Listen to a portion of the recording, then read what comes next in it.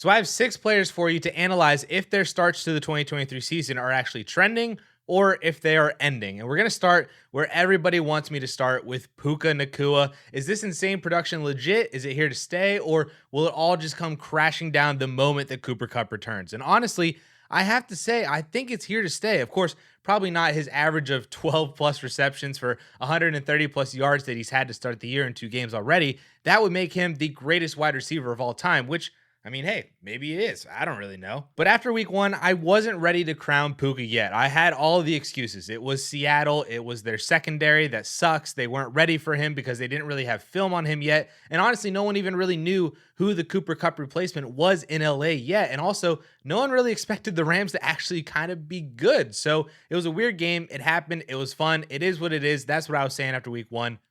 But then week 2 happened, where he saw 20 targets, was even more productive than he was in week 1, and it was against the San Francisco 49ers. I mean, wow. And then you just turn on the tape, you just watch this kid, and he looks the part of a great NFL wide receiver. This isn't just because Matthew Stafford is force feeding him because he has no one else.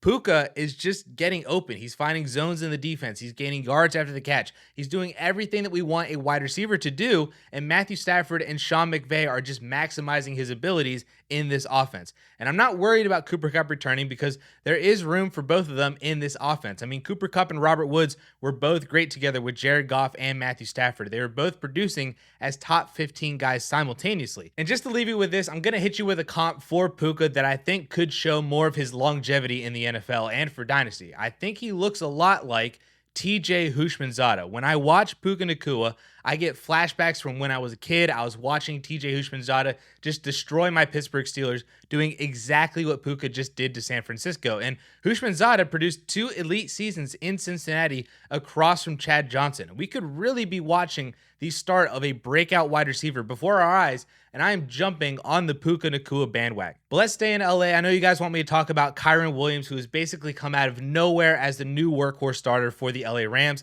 basically relegating Cam Akers to the bench and potentially even off of this team. And like Puka, I'm going to say that this is trending. I don't really see how this usage and this production really stops. He just torched the Niners for 100 total yards and 2 touchdowns. He saw 10 targets in that game as the Rams fought to keep up with the Niners, and he has just dominated the backfield snaps, the touches, the routes, everything. It's all been Kyren Williams in this backfield. And I mean, who's going to stop him? Ronnie Rivers? Royce Freeman? Zach Evans can't even make the active roster on game day. What is stopping the Rams from just using Kyren Williams like this week in and week out this entire season? I think the only real conversation we need to have is from a dynasty perspective.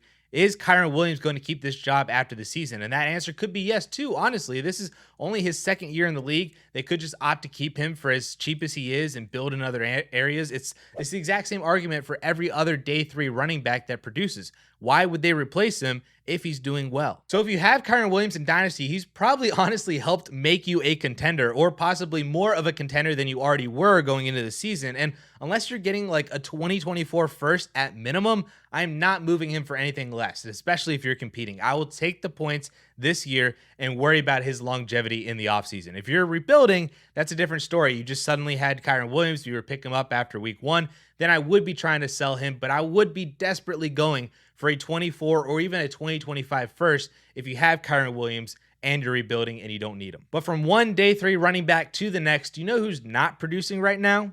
Dameon Pierce, which is so weird because, like, who could have predicted that he wasn't going to be a good fantasy producer this year? That's totally weird. But week 2 victory laps aside, everything that's happened negatively for Dameon Pierce this year is exactly all the reasons why I was telling you to sell him all summer.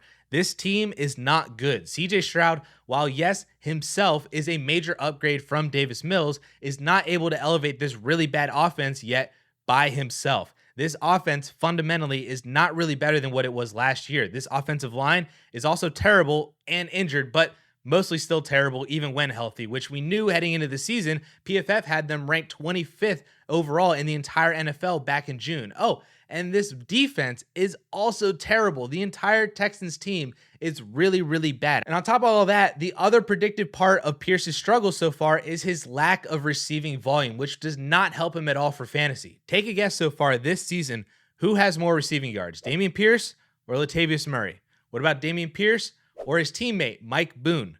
What about Dameon Pierce versus J.K. Dobbins, who played less than a half of football? We want our running backs to catch the ball and do it often, but Dameon Pierce just doesn't do that, or at least he's not doing it right now, which relegates him to a level of volume and touchdown dependency that's really rough to count on every single week, especially when his team is bad and he's not getting scoring opportunities inside the 10. And to make matters worse, Dameon Pierce has played under 50% of snaps in both games to start the year. He's losing snaps and opportunities to Devin Singletary, to Mike Boone, so we have a volume and touchdown dependent running back who is not getting volume and not scoring touchdowns. Are the alarm bells ringing in your heads yet for Dameon Pierce? So yeah, so far I have been very right on Dameon Pierce this season, but you know who I have been very wrong on so far? Antonio Gibson, because I mean, oof, man, is this usage wild, or should I say the lack of usage for Antonio Gibson? 2 games, 5 carries, 4 receptions. That is all Antonio Gibson has gotten to start the year. Everything else has gone to Brian Robinson, and this is really, really bad for Antonio Gibson. You cannot start him at all. He can't go anywhere near your lineup until something changes, most likely a Brian Robinson injury that forces him to miss time, so then Antonio Gibson gets all that volume. So Gibson is now just a handcuff in fantasy. That is where we're at, and it's honestly really, really sad. And I mean, there isn't really anything more to say here. I was very clearly wrong about how this backfield would be split and that Gibson would still be usable with receiving upside. None of that has been the case. Brian Robinson has looked really good, and he's done more in the receiving game than Antonio Gibson has done so far as well. So I've just been completely wrong about this entire backfield. I mean, the only consolation here is that I did tell y'all to trade away Dameon Pierce for Brian Robinson plus a couple of weeks ago before the season started. So at least we got that one in there. But all right, enough trends that are going to continue. Which players are going to turn it around here very soon and finish out stronger than they started? And I think the first one is the most obvious one of basically the entire Cincinnati Bengals offense, specifically Joe Burrow and Jamar Chase. Now, unfortunately, I do think some of these struggles come from Burrow's calf injury from training camp that he just tweaked this past weekend. So until that heals up well enough, we probably aren't really going to see massive improvement for the Cincinnati Bengals offense. But what's that saying? It's always darkest right before the dawn. I think that's what applies here to the Cincinnati Bengals offense, that we're going to get darker days ahead for the next couple of weeks, but I think it will shine the light on this offense here very, very soon in just a couple of weeks. The easy argument here is that Cincy's been here before. They started 1-1 in 2021 before balling out and losing in the Super Bowl to the Rams. And then last season, they started 0-2 as well before, again, balling out and losing in the AFC Championship game to the eventual Super Bowl winners, Kansas City Chiefs. And actually, both seasons after their bye week was really the turning point. In 2021, Burrow averaged over 300 passing yards and 2 touchdowns per game from week 11 on. And then last year, also week 11 on, averaging almost 280 yards per game and 2.4 touchdowns per game. So I'm not giving up yet on Joe Burrow. We know how good he is. We know how elite he can be for fantasy. He's got to get healthy, and then everything flows down from him. Jamar Chase will start producing well again. T. Higgins, although he did score twice in week 2, hasn't caught more than 10 passes or broken 100 yards yet in 2 combined games. And Joe Mixon, even though the volume's been nice, hasn't had many scoring opportunities because his offense just isn't good right now. So with a better offense, should mean more touchdowns coming his way. And if he had 1 more touchdown right now, he'd be a top 10 running back. 2 more touchdowns, he's a top 7 running back right there with Tony Pollard, Saquon Barkley, and Derrick Henry. So I do see this struggle bus coming to a stop soon. And if you can use this as an opportunity to buy low on any of these Bengals players at a discount, I am absolutely doing that. Okay, real quick, the next player I'm going to be talking about is Alexander Mattison. But of course, I fully recorded this and edited this entire video prior to the Cam Akers trade to the Minnesota Vikings. So of course, that is going to impact everything that I'm saying right now or I'm about to say. Of course, I didn't know any of that at the time of recording it and editing it. But I would just like to say that before you hear this whole entire next part, arguing about why I'm still in on Alexander Mattison, I still think a lot of it is still true. My primary reason for why I'm still in on him is because of the touches that he's been receiving, the opportunity share that he's had in this backfield, and the stretch of games and defenses and good matchups that he's about to come up against. I think a lot of that still holds true with Cam Akers still coming over to the Minnesota Vikings because he's going to have an adjustment period. And in that adjustment period, Alexander Mattison should still be a pretty good workhorse, maybe not like the 80% opportunity workhorse that he has been, but a 60 to 70% workhorse, I still think is well within the cards. And if he's still continuing to produce and perform like how I think he's going to throughout this next couple of weeks against really good matchups and good defenses, then I think that that is just going to be a further indicator that Alexander Mattison himself can still be good moving forward. And Cam Akers is more of like the RB2 in this backfield, like what Alexander Mattison was to Dalvin Cook. I'm hoping that that's the case moving forward. That's at least how I'm viewing it right now. And it's like my immediate reactions to the Cam Akers trade.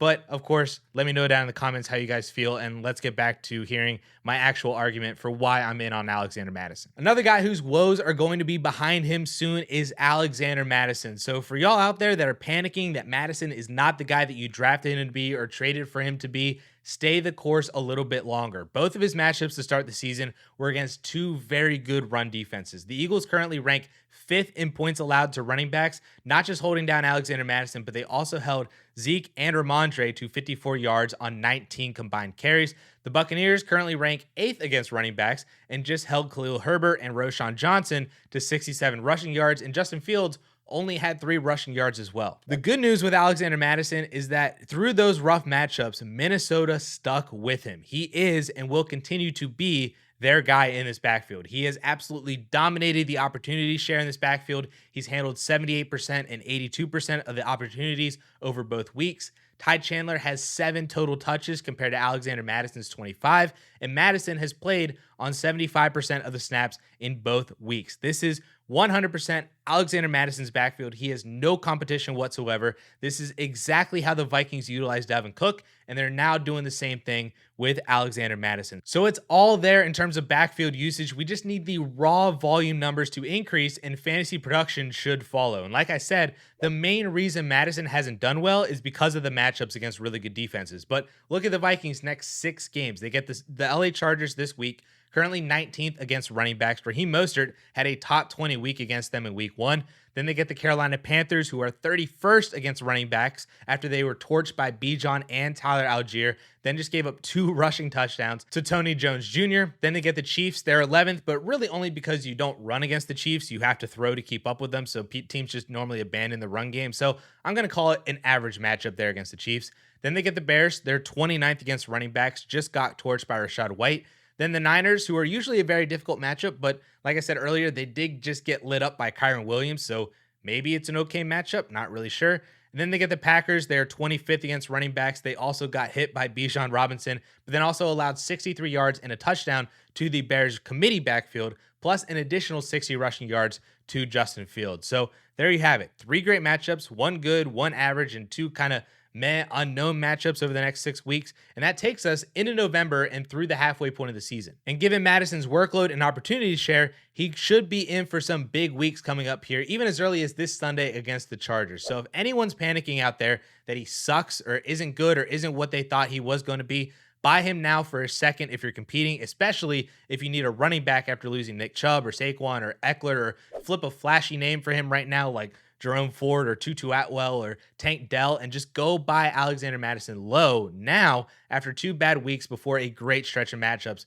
coming up here starting on Sunday. And before I close this out, I'm just going to rapid fire some hot names right now that are either exploding or struggling, and if that's going to continue or not. So we're going to start out with Sam Laporta. This is 100% continuing. This dude is legit, and he is a top 8 Dynasty tight end. Honestly, I can make a case for him to be even higher, if not inside the top 5 Dynasty tight ends right now. Sam Laporta is going to be really, really good. Then we got Nico Collins. He is also trending. He is the guy for CJ Stroud and should continue seeing a ton of volume on a really bad team that is going to need to pass a lot. Then there's Mike Evans, which I have to say that this is ending. I just can't fathom that at 30 years old, catching passes from Baker Mayfield, that all of a sudden he's producing the biggest plays of his career. I mean, he's averaging 20 yards per reception, 13.2 yards per targets, and he's hauling in 67% of his targets, all of which are huge career highs that aren't even really close. I just don't see how that continues throughout the remainder of the season, and we should see Chris Godwin close the gap between the two